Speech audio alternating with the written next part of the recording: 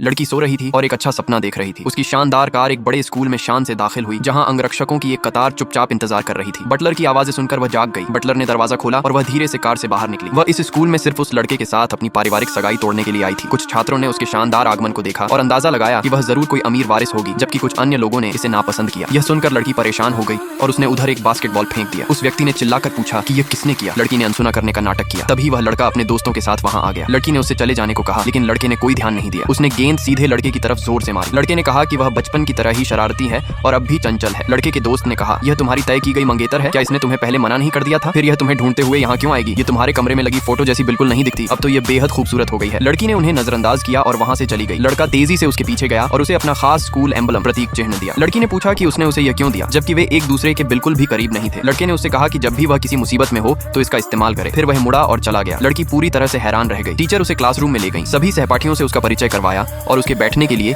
एक सीट का इंतजाम किया। वह चलकर अपनी सीट पर गई और बैठ गई। उसने वह एम्बलम निकाला जो लड़के ने उसे दिया था। उसने सोचा कि उसकी सुरक्षा पर निर्भर रहना बेवकूफी होगी। एक लड़की जो उसकी सहपाठी थी उससे मिलने आई और कहा कि उसे उसकी डेस्क मेट बनकर बहुत खुशी हुई है। उसने पूछा कि वह बीच सत्र में यहाँ क्यों आ गई। लड़की अभी जवाब देने ही वाली थी कि तभी उसने खिड़की के बाहर उस लड़के को देखा। उसने कहा कि वह किसी के साथ कुछ मामलों को सुलझाने के लिए यहाँ आई है। उसकी बातों ने तुरंत ही सामने बैठे लड़के का ध्यान अपनी ओर खींच लिया। उसने कहा कि यह दिलचस्प बात है कि इसमें स्कूल का सबसे दबंग लड़का शामिल है।